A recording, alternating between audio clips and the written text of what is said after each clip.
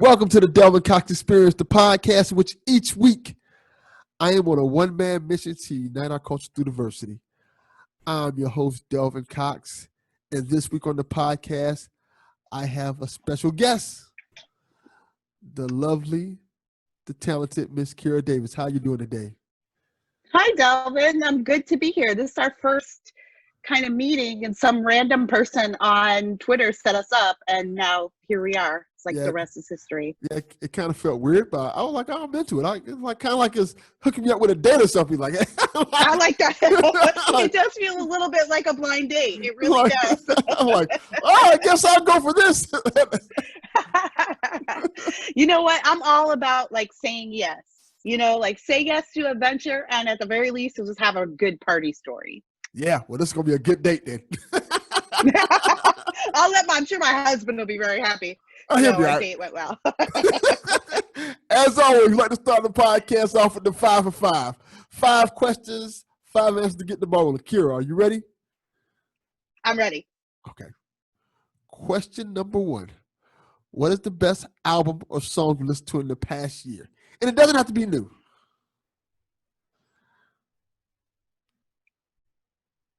Okay.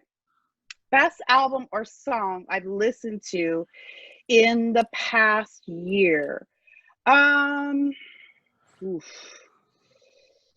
I would say like on my playlist right now is Electric Guest, which is a kind of a alternative like dance electronica group, and they've got a song called Dollar in My Pocket. It's not, the original song isn't that great, but the remix is really smooth. And what I love about it is it's just about like a guy who's trying to make it in the industry. And he's like, you know what? Everyone hates me. I'm sucking at this job. But today I got $1 in my pocket. So I'm going to go buy a drink. I'm going to go have some fun. And we'll let the chips fall where they may. And I feel like that's kind of my theme for 2020. So that's on my playlist. That's on my playlist right now. I like that. Okay. Question number 2. Freddie or Jason? Ooh, Freddie. That's a good answer. Yeah, Freddie, because like Jason, Freddie has a measure of intelligence to him, you know, like he can make a plan. I don't know that Jason plans stuff. It's more like he's murderous for whoever's around him. But like Freddie actually thinks about what he's going to do, and then think about it. Think about how creative he has to be to set up all these nightmare scenarios. Like you have to be a real artist. That is true. And you only have to worry about Jason if you're a teenager getting ready to have sex. Then you're in some exactly. trouble. Especially if you're a virgin. Yeah. If you're a virgin. Yeah, you're not in some good shape. Question number 3. What is the dumbest thing you think you've done as a kid?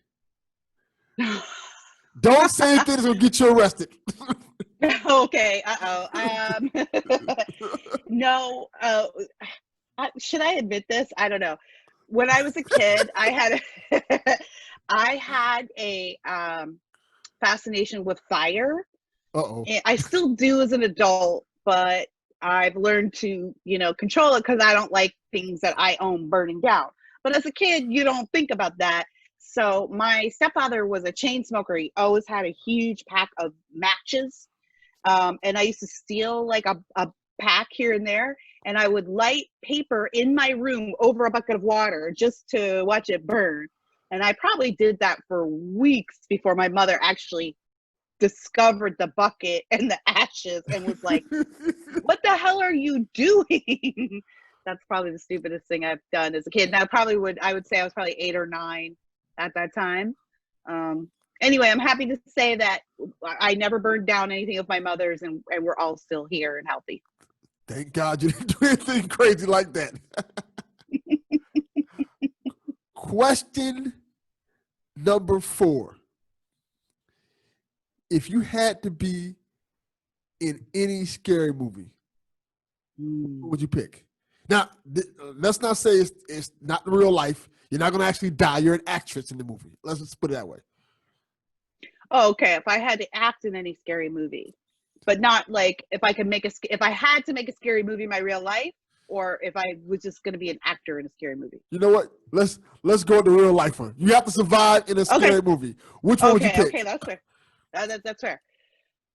Ooh, I guess I would pick Scream because I've got all the plot elements laid out there, so I have the blueprint for surviving laid out there in the script itself, in the story itself, and so at least I have that help. And then I need to be able to find clever workarounds because, of course, as we know with Scream, you reveal the strategy, but then it turns it on its head, doesn't work anyway. So I'd at least like the opportunity to fight my way out using logic and reason. There's a lot of logic and reason in Scream, and I feel like I'd have a fighting chance.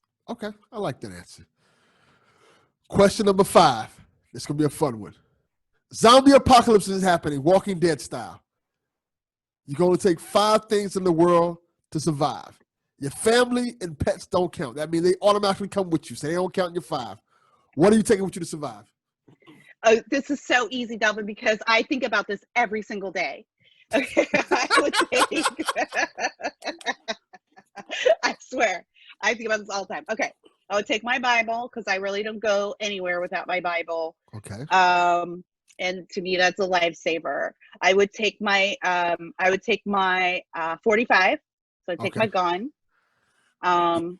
I'm gonna assume like ammo comes with it, or maybe I'll just find it on the road. Okay. Ammo. I'll allow ammo come with it, so that's 2. Okay. I would take some kind of a plastic jug or something. So something that I can repurpose to use for water if I find it, to use to carry things if I need to, or where push comes to shove, Molotov cocktail, something like that. Okay. I would take a knife or some type of sharp object. So if I could get a knife, or a saw that I could carry easily, something I can cut things with. You might need to cut your way. You might need to cut a steak, like to steak the zombies. And then maybe the last one, I don't know, maybe I would take, the last thing I would take, I guess, is antibiotics or whatever I had in my cabinet medicine-wise. So pills and stuff are light to take. But when I watch Walking Dead and I watch zombie movies, it's like people are always getting sick. And then you realize that all of the stores have been raided and, everything's kind of going to crap because everyone's already looted the stores and stuff. So I would make sure that I had something I could combat infections with or a fever with, because in the zombie apocalypse, you have to be able to keep moving. If you've got to stop to be sick, that could be the end for you. That's a good point. Yeah, I told you I thought about this. I see. Very smart choices. All right. Tell everybody a little bit about yourself for those who don't know. We're going to have a lot of fun with this episode, by the way. Well, my name is Kira Davis. I'm a political pundit and editor-at-large for a blog called redstate.com. My day job is politics. I comment on politics, and you can see me all over. Sometimes you'll see me on Fox News or different shows around the internet. I've been doing that job for about 10 years. Basically, people pay me to say what I think. And it's a good job, but these days it's a very draining job. And so, yeah, that's what I do. And then I'm a mom. That's really my main job. Awesome. And the best thing about it is we're not talking about none of that politics stuff today. That's why I came on this podcast. For once. That's why I came on this podcast, because I was like, oh, yes, I would love to go. I never get invited to these kinds of shows, right? Because of what I do in the political sphere and because of my politics, a lot of people don't want to have me on their show. They don't think I want to have fun. So I don't get these invitations very much. So when you suggested, I was like, yeah, I don't know who you are, but I'm totally coming on this podcast. This podcast, I want to say, it's kind of apolitical. We have political pundits from both sides on it, but also I've always kind of stressed, like I see in the intro, unite the culture through diversity. We talk about all kinds of things. So you don't have to necessarily come on this podcast and talk about politics. Just come on in and have fun. Just have a conversation. And that's what we came to do today, because we got an interesting topic. I put out a message asking people what their favorite scary movie was. And my goodness, did I get a lot of responses. I got over 300 replies. Wow. So I can't even like go over all of them. But let me start with you first. What are some? Okay. Well, first of all, how did you get into scary movies? What was your first foray? Well, first scary movie I ever saw was The Exorcist. And I was 10 years old, and I was visiting my father in Washington, D.C. I had just met him. I didn't know my father until I was 10 years old. So I just met him, and I was spending the summer with him for the first time. And I didn't know at the time, but my dad was a bit of a playboy. He had a lot of girlfriends all over the place. So we used to go visit different girlfriends' houses and stay overnight. So we were at this one girlfriend's house. She had a really nice house in Georgetown, beautiful house. And I didn't mind, by the way. Don't feel sorry for me. Like, I loved the idea of just being left alone to watch TV and do stuff. So they would go off and do grown-up stuff. And this one lady, I remember her name was Cynthia. She had a TV in the guest room where I was sleeping. And I had never slept in a room that had a TV in it before. Like, that was in my house. And it had cable, which was also something I had not had. And so I turned it on, and I decided I was going to go to sleep watching the TV. And The Exorcist came on the TV, and I didn't know what it was, but I started watching it, and I was like, oh my gosh, this is horrifying. I want to turn it off, but I didn't have the remote by me, so I couldn't turn it off, and I was too scared to get out of bed to turn off the TV. So I ended up watching the whole thing, terrified 10-year-old girl. And at the end of it, I was terrified but exhilarated. I loved it. And from that moment on, I couldn't get enough of horror. I was a fan. I was horrified. I was terrified. But from that moment on, horror was my thing. I've loved it ever since. That is a heck of a movie to try to go to sleep to, like, to say the least. And The Exorcist got a lot of people saying that's their favorite movie, horror movie of all time. Like, Real Mac 611 said The Exorcist with Linda Blair, watched it with his cousins as adults years ago, and he was like, "Can I sleep with you tonight?" The Exorcist is still holds up as a horror movie. It's one of those movies that is just terrifying and it's shocking because I know you're into religion and stuff like that. A lot of the elements of it actually happen. Yeah.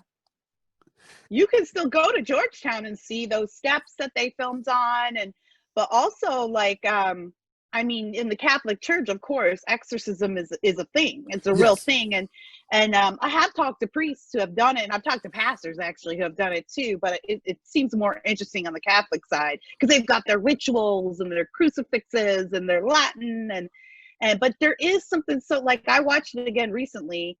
And now as a mom who's a Christian, like I'm a church going, I'm like a holy roller. I'm like that scene where she's possessed and she's like, "Let Jesus F you. Let Jesus F you." I'm like, oh my goodness. I forgot about this. But it still holds up. You're absolutely right. It still holds up. Like it's still a really good movie. And especially the effects. When you think about when was that movie made? Like 79? Yeah, 79. Something like that? Yeah. Yeah, like the effects still really hold up for that era. Such creativity, and Linda Blair, I don't think you'll ever find a better horror star. Like that was just perfection. So let me ask you this, because my mom's the same way. My mom's a Christian church-going lady, but she loves horror films. How do you balance your Christianity with your love for horror films? Because I think when people think of Christianity, they think all these stuck-up, snooty people. They don't like horror. They don't like to have fun. They just like to sit there and thump their Bibles all day and stuff like that. So how do you balance that? Yeah, I mean, there's Christians that are no fun and thump their Bibles all day. There's no doubt about that. But I think horror goes perfectly with the church. It's actually the last place in this country that you can honestly talk about good versus evil. Like it's the last bastion in Hollywood. Well, besides black film is still because religion and faith is such a huge part of Black culture. we seem to be able to get away with talking about it positively on film so far. But the other place is horror. It's the only place you can speak positively about Jesus, positively about God. It is literally, there's no ambiguity about what evil is. I turn on my superhero movies and I see like Black Spider-Man, Black Superman, like our superheroes struggling with being good versus being evil, and they're very complicated. But in horror, there's no complication. You got the devil, you got the good guys, you got the killers, you got the victims. It is good versus evil in the purest of ways. And my daughter is 12, soon to be 13, and she's a huge horror fan. We watch horror together all the time.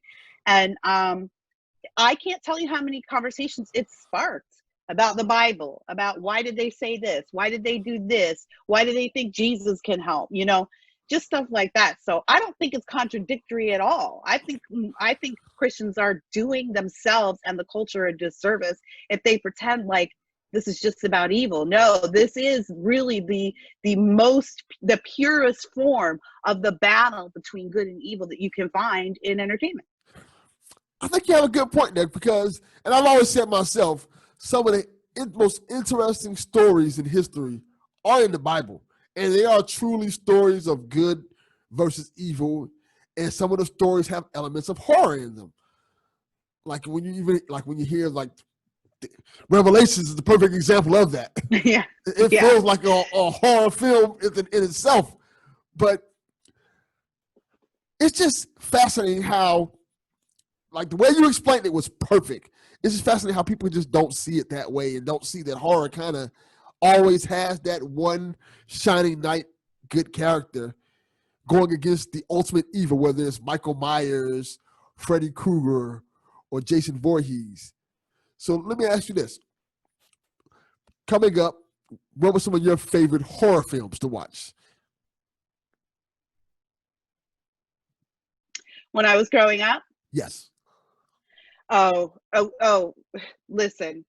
My favorite type of horror movie was like what we would consider now that old school kind of cheesy slasher film. That was my jam. I had a video store around the corner from me, and I was a babysitter, and every Friday I'd take my babysitting money and I'd go to the video store and I'd rent like 5 horror movies and I would just binge all weekend. And one of my favorite movies of all time is Nightmare on Elm Street. And so I loved any movie in that kind of vein, like Nightmare on Elm Street, Friday the 13th. One of my favorite horror films is April Fool's Day. And I used to watch that over and over. I don't know if you've ever seen that, but I don't know how old you are, Delvin, but that's the older one.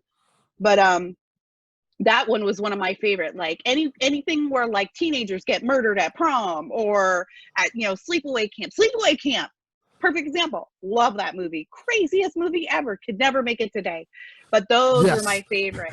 Yes.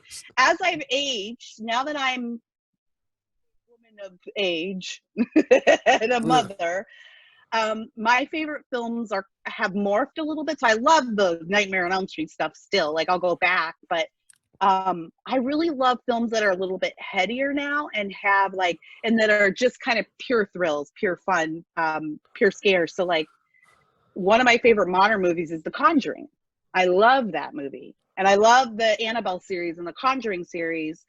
Even the dumb ones, like the sequels don't necessarily get better, but I don't know. I find them so attractive, and I love my favorite type is like a scary doll movie. Me and my daughter will go see a scary doll movie in a heartbeat, and Annabelle is our absolute favorite. I'll give you a funny story. My brother, he's a cop. His wife, for his birthday, he's terrified of horror movies. Absolutely terrified of them. And you ever seen the movie? I think it's called The Boy.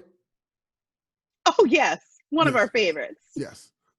His wife bought him the doll from The Boy. And now she strategically places the doll in random places in the house so he finds it and gets terrified and screams. I love that. I love that. I was going to buy my daughter the Annabelle doll for Christmas one year. And then my husband was like, that is wrong. Like, I will report you to CPS for that. But I was like, no, I just want to put it in her closet. Like, she was like 9 or 10. I was like, I just want to put it in her closet. And then when she opens her closet, it'll be Annabelle. I love a good scary doll movie, even a cheesy doll movie like Chucky. You know, he never gets old to me. And The Boy was a fantastic movie. We just watched The Boy 2, and it was meh. But The Boy was a really great movie. I love that. So let me ask you this. What do you think of the sci-fi horror movies? A lot of people pick like Aliens and stuff like that. It's a lot of sci-fi horror movies that people love. Like, do you get into the sci-fi horror genre that much? Yeah, absolutely. I love sci-fi. I'm a huge sci-fi fan as well.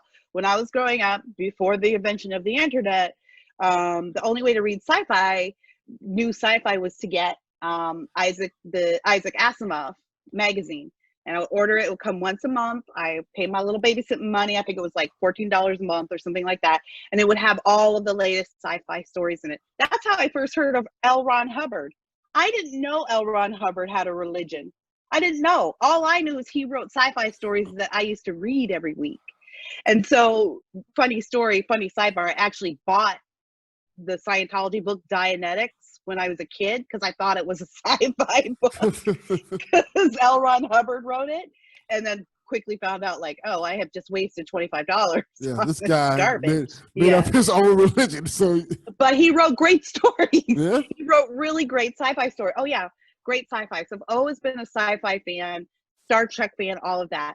Alien to me is one of those movies that like it defies genre, right? It's drama, it's action, it's sci-fi, it's horror, it's women's empowerment. I can't think of one stronger female character or more layered and powerful female character than Ridley. I can't. Yeah, Ridley Scott. Ripley, yeah. And Sigourney Weaver, I think, was just perfection in that role. I love sci-fi horror movies. Here's what I don't like. I don't like open-ended, ethereal sci-fi horror. So I don't want to see a horror movie that is like you find out at the end that it's just like all in his mind or something. Yeah. You know what I mean? Like I want an ending. I don't want it to be some spiritual journey. Like, let me see people get killed. Let me see people murder a monster and figure out how to escape the depths of space. One of my favorite types of horror movies is actually the ones where the good guy doesn't win. I like the concept of, hey, sometimes evil wins.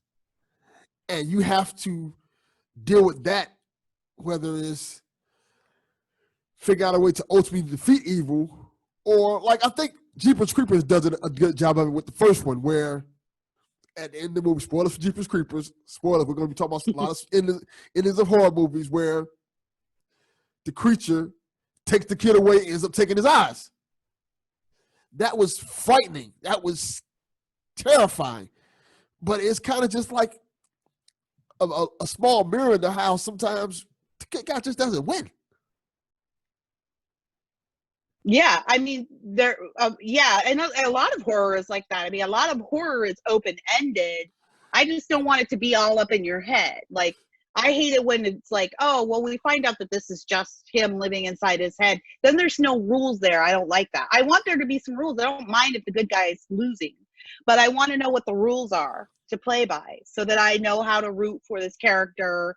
And there's enough open-ended stuff in life, but yeah, I mean, that's part of what I like about horror too, is it's just this ultimate battle to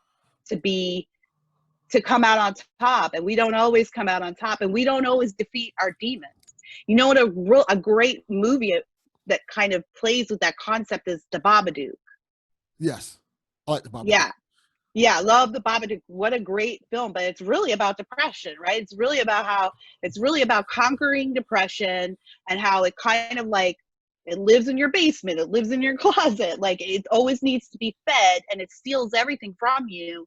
And in the end of the movie, like, she didn't defeat the monster, but she learned how to live with the monster. And I thought that was a fascinating concept. Yeah, I'm glad we just got on the subject, because one of the things, like Skinny Matt brought up, his favorite movie is Silence of the Lambs. He said, give me a good psychological horror, especially one where the events could actually happen. So what do you think about movies like Silence of the Lambs and movies that, just like Babadook, kind of psychological horror where it really messes with your mind? I think I always find those movies fascinating. What do you think about those type of movies? Oh, yeah. I mean, well, I just explained the Babadook. That was a great film. But Silence of the Lambs, again, that's like Alien in a way. Like, it kind of defies genre. I never think of that movie as a horror movie. I only ever think of it as like a thriller or an action movie, but I guess it was horrific. I love a good psychological thriller. I love a movie that takes me on a ride. I don't know where it's going. That's what I loved about Get Out. Like, I don't know where this movie's going at all, but I'm on board for it. And Hereditary. I didn't really have high expectations for that. And it really, like, it was one of those movies that I was almost mad because it sat with me for a while. Like, I kept thinking about it after it was over. And then I don't know if this qualifies as a psychological thriller, but have you seen this film, The Invitation? No, I haven't. I've heard good things about it. I heard it's really good. Oh my gosh, you have to watch it. It's amazing, and it's just like that. And it's a genre bender, right? So it is thriller. It's a bit horror. It's a bit action, but it kind of goes from 0 to 60 in the middle of the film before you're even ready for it, and then it's just like a roller coaster ride. So good. I can't recommend it enough. And the perfect example of how it's easy to make a good horror film if you keep it simple. You don't need a lot. It's one set. It's one house. It's a simple concept. A dinner party. What happens if a dinner party goes awry? That's it. And then I think that's what I love about horror is that the stories don't need to be complicated. We don't need to overcomplicate stuff. It's like, here's something good. Here's something bad. Here's a place where they both happen. Enjoy. I agree. I think that sometimes the simpler the horror story is, the better it is. One of the movies I can think of off the top of my head is The Strangers. How you have this family, this husband and wife, go to this secluded cabin, and they're just being stalked the whole movie. It's something really terrifying and realistic about that movie. That is awesome. Yeah, those are the movies that freak me out the most, I think. Like, families in distress, because I'm a mom. I'm always like, those make me the most tense. So movies like The Strangers, movies like The Purge, movies like that, they really, like, I find those the most stressful to watch. I actually don't find them as fun, just because they could happen. Yeah. And that freaks me out. That freaks me out. I get that, because Strangers had me like, oh, should I turn off the lights in this house? Yeah. I'm like, where's my guns at? Am I like, well, here's the escape route, family. So let me ask you about this, because this is another genre of horror movie that people talk about. I guess you want to call it gore porn, which is just a very bloody, gory horror film. I guess Saw would kind of fall in this category. Yeah. What do you think of those type of movies? Not my jam. I don't really like torture porn. I'm not into it. When I was a kid, though, like a teenager, I would watch that all day long. But I think as I got older, I'm a little more sensitive to that kind of stuff. I know why people like it. I have a good friend who's also Christian and also a horror fan, and she really enjoys the torture stuff. But and sometimes it can be done well. Like, I think Saw was done really, really well, particularly for what the first it one. was. Yeah, exactly. And I love the concept. And I'm a fan of that genre, just in the artistry of it and how it's done. But as someone who pays to see a film, I don't. And also, I enjoy horror movies with my daughter, and she's still a little young for the torture porn. Yeah, I agree. And I know there's a lot of people who might be watching this and going, 12 is too young for horror, and there's a lot of like weird stuff, janky stuff in horror, especially sexuality speaking. But I want everyone to know that I actually do screen the movies before my daughter and I watch them. So any movies with overt sexuality in them, we don't watch. But this is another thing that I love about horror. You can watch an entire movie that has absolutely no romance and no sexuality in it at all. Yes. Nothing but just pure scares and frights and horrors. They're so easy to find. Blumhouse does that the best. And so there's plenty of options for us to watch together where I don't have to be explaining, the birds and the bees to her. I agree. I think, based on the daughter age, I'll tell you, my first horror, I was 9 years old when I saw my first horror film.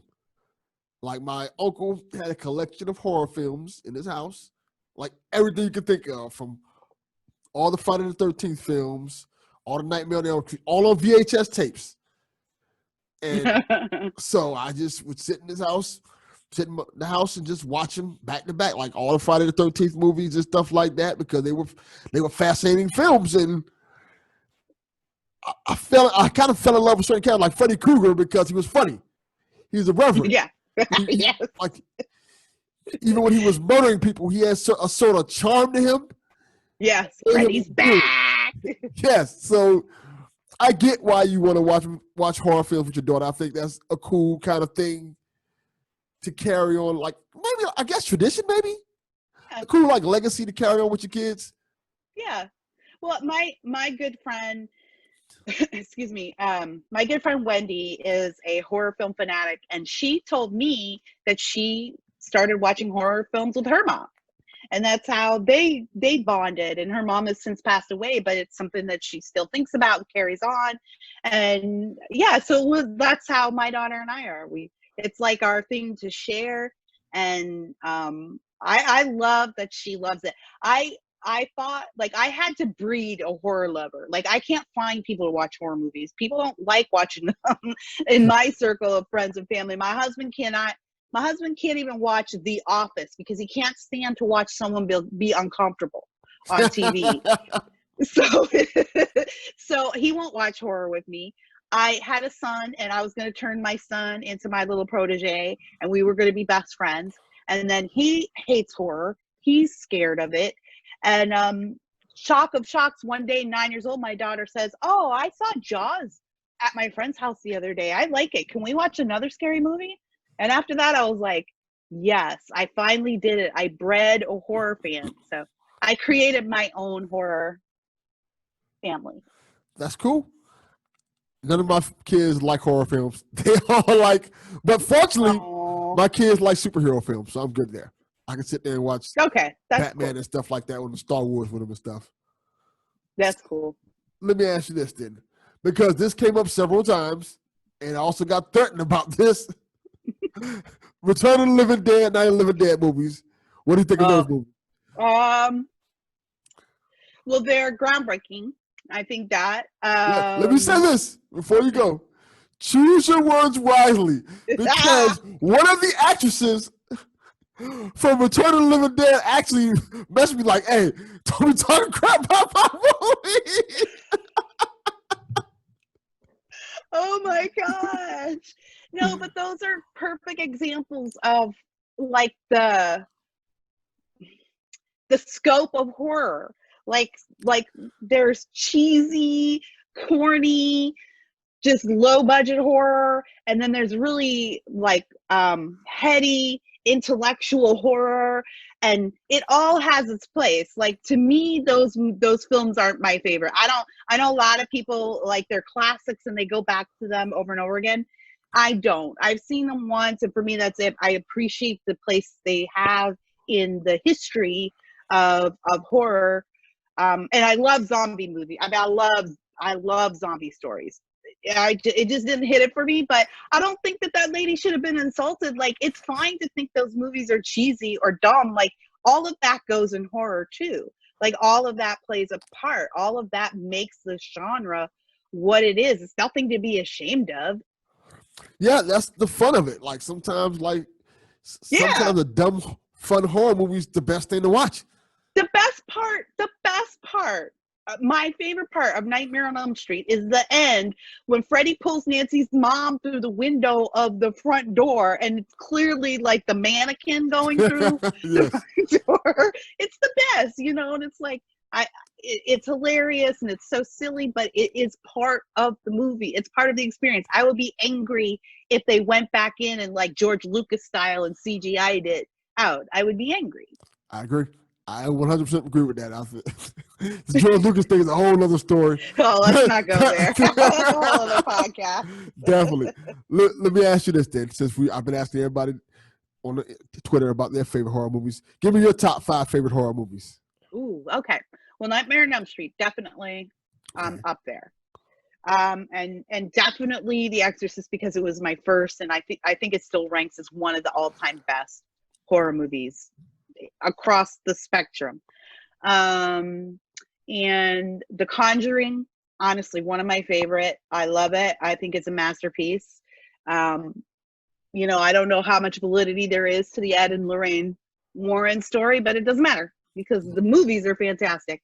And then one of my all-time favorites is a more recent film. I think maybe one of the best movies I've ever seen is A Quiet Place. I was blown away in the movie theater. Yeah, great movie. I do independent film on the side. I live in California. Everybody has a side gig here. And so I do independent film on the side. And when I finished that movie, I was like, I should quit. Like, I'll never make something like this. Oh, I thought it was so good. You do independent film? Yeah, I'm a filmmaker. Yeah, you can go to YouTube and watch my first short film, Minty, which is a reimagining of Harriet Tubman as an action hero. And it's a short film. It's 11 minutes. I got a grant to do it here in California. And yeah, I reimagined Harriet. I always wanted to give Harriet Tubman like the blaxploitation kind of Pam Grier treatment. So that's what we kind of went for. That's pretty cool and interesting, because a couple of weeks ago I had David Crownton on the show, who wrote Harriet Tubman, Demon Slayer. Okay, yes. Are you serious?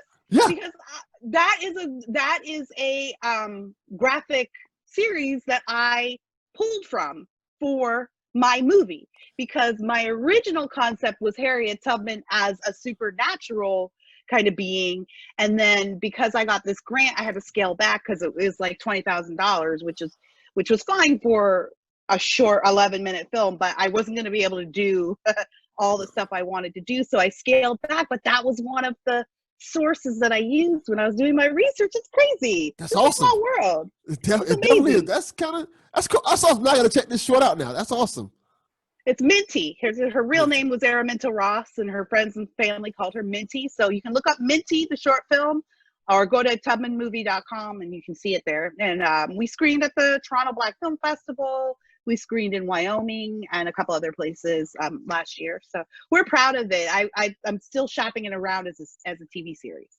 So now I got to have you back on to talk about that.